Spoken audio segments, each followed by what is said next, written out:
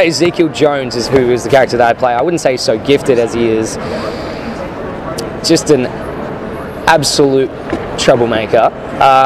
He brings a side to the story that pretty much represents stuff that necessarily you don't want to do, whether it being morally wrong or anything like that, but you need to do it to get the job done. So for me, to come and play someone like that, where in real life I'm generally a pretty tame guy, it was fun. It was a lot of fun. So yeah, he brings that kind of that, I'm trying to find an appropriate word for it. He kind of brings that kind of bad boy side to things, if that makes sense. He's the anti-hero. So yeah, I don't know if fans will take to that, but fingers crossed they do. I guess we'll find out December 7th. But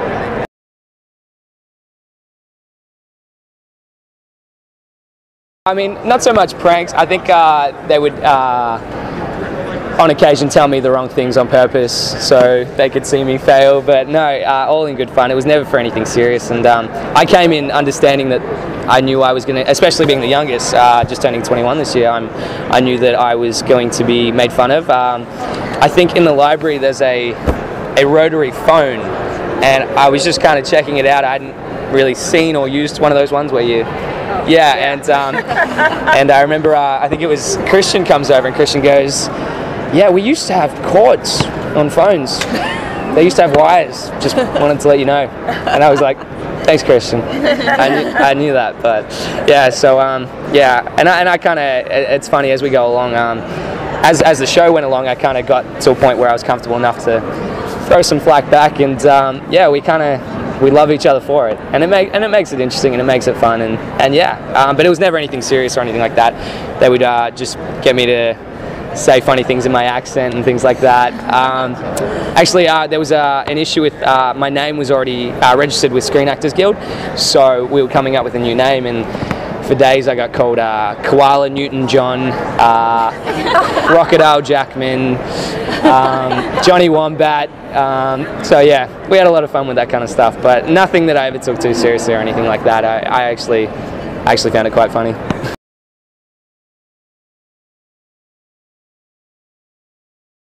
I feel like it was all, the entire 4 months was kind of one big experience for me, but if I had to single out any particular scene, you'll get to see later on in the season, I have a very fun scene with John Larroquette, and to get to work with an actor of that caliber, I mean, they're all amazing actors, the entire cast, but to get to work with him day in, day out for an entire week was amazing. So that particular episode, I think, was one of my favorites, and there's one scene in particular that you'll probably watch and you'll go, that's probably what he was talking about. But yeah, John Larroquette, I mean, he's one of the kings of comedy, and to do a comedic show with him for my first project, like, I'm pretty stoked.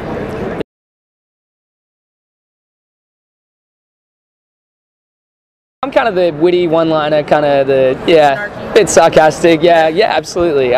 Which is, in real life, I'm very kind of, I'm so, like, you know, relaxed and whatever, that it was so fun to play something like that. And yeah, I think as far as things like comedic timing and stuff, I had an enormous amount of help from the cast, and by the end of it, from episode 1 to episode 10, I feel like I improved as an actor leaps and bounds. I felt like I learned so much, and you know, I feel like I can only get better. So for me to yeah, like to work with guys like John Larroquette, it's still kind of, even right now sitting in front of you guys, I can't believe it. Like, yeah.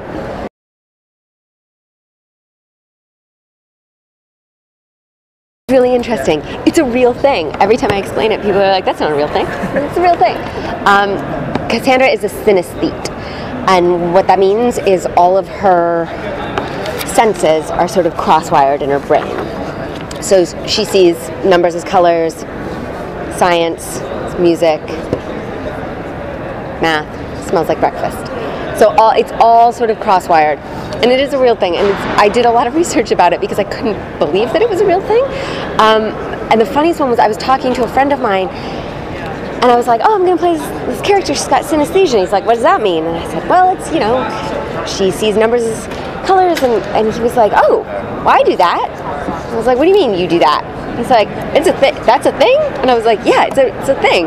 It's called synesthesia. And he was like, I had no idea that was like not a normal thing, that it's an actual special thing.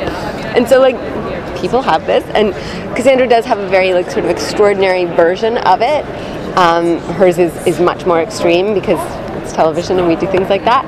But it's amazing. It's really, it's a cool thing to sort of play with because it lets me play. It lets me sort of express things in different ways that you don't normally get to do with a character who just sees things through normal eyes.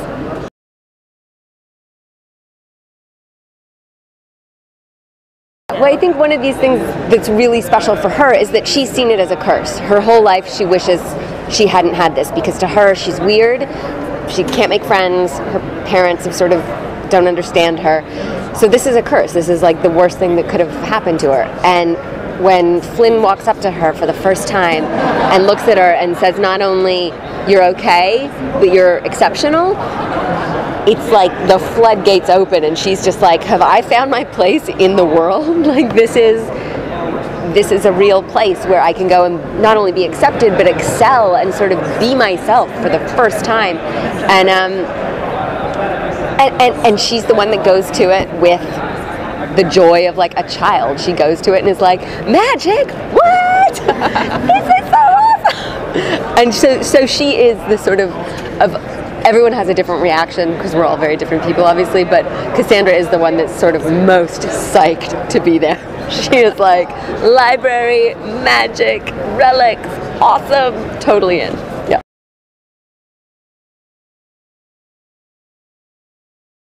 I think there's a lot of clashing, especially in the first few episodes, because we don't understand each other. We are not people who ever would associate with each other in the real world. Like, Cassandra has not met a colonel that works for NATO before. She does not understand that type of woman. And the same with Ezekiel. She just thinks he's like rude and brash and she doesn't understand Jacob. He's just like this sort of hick weirdo, and she's like, whatever. She has like nothing to do with him. And so I think there is this whole clashy, and I think we mine a lot of the comedy from that in the first couple of episodes, because, you know, we're all, you want me to do what? Where are we going? You want me to, no, you want me to follow you? I'm not following you, I don't know you, I don't trust you. And so there's a lot of, that's where we get a lot of sort of the fun in the beginning of like trying to fit a family together and not working.